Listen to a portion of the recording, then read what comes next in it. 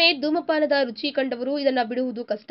ಒಂದು ವೇಳೆ ಇಂತಹ ಯಾವುದೇ ಕಾರಣಕ್ಕೂ ಧೂಮಪಾನಿಯಾಗಿದ್ದು ಇಂದು ಇದರಿಂದ ಹೊರಬರಲು ಸಾಧ್ಯವಾಗದೆ ಪರಿತಪಿಸುತ್ತಾ ಇರ್ತಾರೆ. ಧೂಮಪಾನದ ಪರಿಣಾಮದಿಂದಾಗಿ ನಮ್ಮ ಆರೋಗ್ಯವು ಪ್ರಭಾವಿತಗೊಂಡಿರುತ್ತೆ.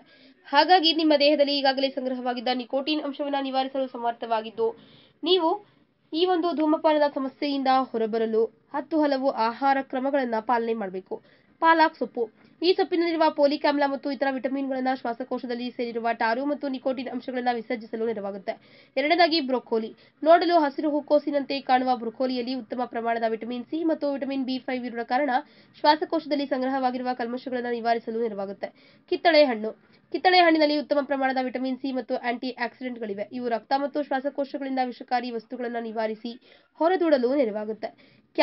ಕ್ಯಾರೆಟ್ ಉತ್ತಮ ಪ್ರಮಾಣದ ವಿಟಮಿನ್ ಎ, ಕೆ ಮತ್ತು ಸಿ ಹೊಂದಿದ್ದು ಇವೆಲ್ಲವೂ ಆರೋಗ್ಯಕ್ಕೆ ಪೂರಕವಾಗಿರುವ ಜೊತೆಗೆ ರಕ್ತ ಮತ್ತು ಶ್ವಾಸಕೋಶಗಳಲ್ಲಿ ಸಂಗ್ರಹವಾಗಿರುವ ಧೂಮಪಾನದ ಟಾರಿನ ಸಹಿತ ಹಲವು ವಿಷಕಾರಿ ವಸ್ತುಗಳನ್ನು ಹೊರಹಾಕಲು ನೆರವಾಗುತ್ತೆ. ಇನ್ನು ವಿವಿಧ ಬೆರ್ರಿ ಹಣ್ಣುಗಳು. ಸ್ಟ್ರಾಬೆರಿ, ರಾಸ್ಬೆರಿ, ಬ್ಲೂಬೆರಿ ಮೊದಲಾದ ಹುಳಿ ಮಿಶ್ರಿತ ಸಿಹಿ ರುಚಿ ಹೊಂದಿದ್ದು ವಿಟಮಿನ್ ಸಿ ಹಾಗೂ ಆಂಟಿ ಆಕ್ಸಿಡೆಂಟ್ಗಳು ಹೆಚ್ಚಿನ ಪ್ರಮಾಣದಲ್ಲಿವೆ. ಇವು ರಕ್ತದಲ್ಲಿರುವ ವಿಷಕಾರಿ ವಸ್ತುಗಳನ್ನು ಹೊರಹಾಕಲು ನೆರವಾಗುತ್ತೆ. ಇನ್ನು ಕೊನೆಯದಾಗಿ ದಾಳಿಂಬೆ ಹಣ್ಣು. ರಕ್ತವನ್ನು ಶುದ್ಧೀಕರಿಸಲು ಅತ್ಯಂತ ಸಮರ್ಥವಾದ ಹಣ್ಣು ಅಂದ್ರೆ ದಾಳಿಂಬೆ. ಧೂಮಪಾನಿಗಳಿಗೂ ಅಲ್ಲದವರಿಗೂ ಈ ಹಣ್ಣು ಅತ್ಯಂತ ಸೂಕ್ತವಾಗಿದ್ದು ರಕ್ತದಲ್ಲಿ ಸೇರಿದ್ದ ವಿಷಕಾರಿ ವಸ್ತುಗಳನ್ನು ಹೊರಹಾಕಲು ನೆರವಾಗುತ್ತೆ.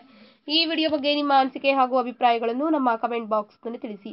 ಈ ವಿಡಿಯೋನ ಲೈಕ್ ಮಾಡಿ, ಶೇರ್ ಮಾಡಿ ಹಾಗೂ ಮತ್ತಷ್ಟು ಆಹ್ಲಾದಕರ ಮತ್ತು ಆರೋಗ್ಯಕರ ಸುದ್ದಿಗಳಿಗಾಗಿ ನಮ್ಮ ಯೂಟ್ಯೂಬ್ ಚಾನಲ್ ಅನ್ನು ತಪ್ಪದೇ ಸಬ್ಸ್ಕ್ರೈಬ್ ಮಾಡಿ.